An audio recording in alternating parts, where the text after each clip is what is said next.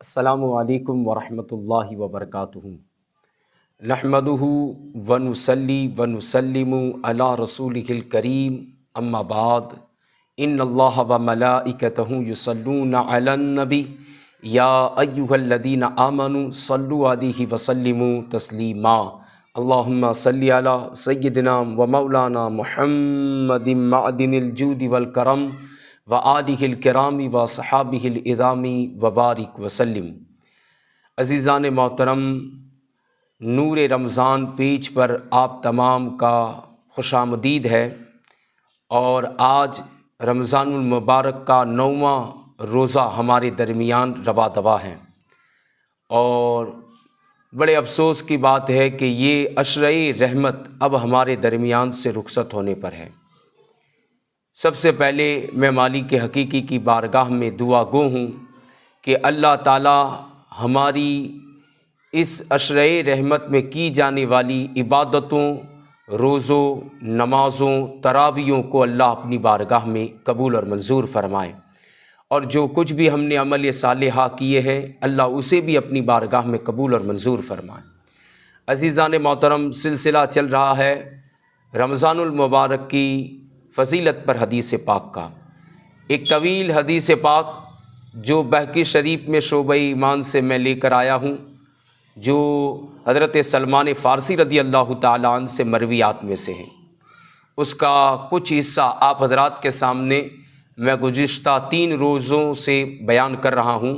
آج اس کا چوتھا حصہ، جو کہ یقین مانیے اتنا پیارا یہ وہ حصہ ہے کہ حضور علیہ الصلاۃ والسلام اپنے امتیوں سے کتنا پیار کرتے ہیں، اور ان کے لیے کیا کیا سامان مہیا کر کے دیے ہیں۔ ذرا دیکھیے تو صحیح، حدیث پاک کے اندر ہے کہ حضور رسالت مآب صلی اللہ علیہ وسلم نے ارشاد فرمایا، جو کل کی بات میں نے چھوڑی تھی، کہ یہ مہینہ جس میں مومنوں کا رزق بڑھا دیا جاتا ہے نا۔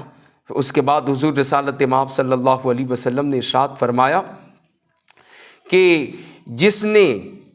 جس کسی نے بھی اس دین یعنی رمضان کے دنوں کے اندر جو کوئی اس میں روزے دار کو افطار کرواتا ہے تو اس کے گناہوں کو لیے وہ مغفرت ہے، یعنی اس کے گناہ معاف کر دیے جاتے ہیں۔ اگر کسی نے کسی روزے دار کو افطار کرایا تو میرے آقا فرماتے ہیں اللہ اس کے گناہوں کو معاف فرما دیتا ہے۔ پھر آگے مزید ارشاد فرمایا، اس کی گردن آگ سے محفوظ کر دی جاتی ہے، یعنی اس کو جہنم سے آزادی کا پروانہ سنا دیا جاتا ہے۔ دیکھو تو صحیح، میں نے گزشتہ کل آپ کو مواسات کے متعلق بتایا تھا، غم خواری کرنا ہے نا صاحب۔ اگر ہم بھی دیکھیں گے کسی روزے دار کو اپنے اڑوس پڑوس کے اندر، اور اسے افطار کے لیے ہو کر جو کچھ سامان اس کو چاہیے وہ ہم نے اس کو مہیا کروا دیا، تو کیا اس کی بدلہ مل رہا ہے؟ میرے آقا فرماتے ہیں تم ایک مومن کی افطار کے لیے ہو کر اس کو افطار کراؤ گے تو اللہ تمہاری گناہوں کو معافی عطا فرما دے گا، تمہاری بخشش فرما دے گا، اور ساتھ ساتھ یہ کہ تمہیں جہنم سے بھی آزادی عطا فرما دے گا۔ اچھا صاحب، یہ تو ابھی روز افطاری کی بات چل رہی ہے۔ اچھا، تو اس افطاری کے لیے ہو کر حضور علیہ الصلاۃ والسلام نے آگے مزید ارشاد فرمایا کہ اس افطار کرنے والے کو ویسا ہی ثواب، افطار کرانے والے کو ویسا ہی ثواب ملے گا جیسے روزے دار کو ملے گا۔ سبحان اللہ۔ عزیزان محترم، دیکھیے تو صحیح، میرے آقا کریم صلی اللہ علیہ وسلم فرماتے ہیں کہ جس نے افطار کروائی، جس نے روزہ کھلوایا، اس کو بھی وہی ثواب ملے گا جو روزے دار کو اللہ عطا فرمائے گا۔ اور روزے کی جزا آپ میں سے ہر ایک جانتا ہے کہ روزے کی جزا یہ اللہ ہی ہے، یعنی اللہ ہی کے لیے ہے، اور اللہ کہتا ہے کہ اس کی جزا میں ہوں۔ اب جو وہ بندے کو عطا فرمائے وہ روزے دار کے لیے ہے۔ تو اگر کسی نے روزے دار کو افطار کروایا تو وہی ثواب ہے کہ جو روزے دار کو رب عطا فرماتا ہے۔ اچھا عزیزان محترم، چونکہ یہ ہمارے صحابہ ہیں، انہیں تو معلوم ہی تھا کہ بعد میں ہم جیسے لوگ بھی آئیں گے، تو ان سے رہا نہ گیا، یہ فضیلتیں سنی نا، تو کہا یا رسول اللہ، یہ جو ہے افطار کروانا، یہ تو ہم میں سے کوئی طاقت نہیں رکھتا ہے کہ افطار کرا دے، ہے نا بھائی، ہو سکتا ہے کوئی طاقت نہ رکھتا ہو کہ افطار مکمل کرا دے۔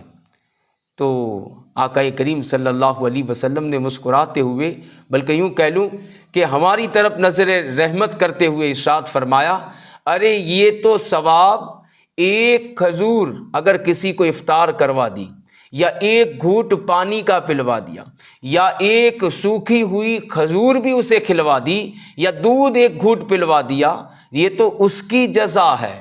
اور اگر کسی نے بھر پیٹ کسی کو افطار کروایا، حضور علیہ الصلوۃ والسلام کی ایک حدیث پاک کا مفہوم ہے کہ آپ نے فرمایا، جس نے کسی کو بھر پیٹ کھانا افطار کروا دیا، اس نے گویا میری پوری امت کو کھانا کھلوا دیا، اتنا رب اسے ثواب عطا فرماتا ہے۔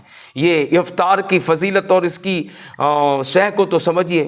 اور آگے مزید حضور علیہ الصلوۃ والسلام نے فرمایا کہ جس نے کسی کو بھر پیٹ کھانا کھلوا دیا، تو آپ فرماتے بروز قیامت اسے میں اپنی حوض کوثر سے پانی عطا فرماؤں گا، اور یعنی وہ پانی عطا کروں گا کہ وہ پیے گا، اور پی کر پھر اسے کبھی پیاس نہیں لگے گی، کیونکہ قیامت کا دن 50,000 سالہ ہے۔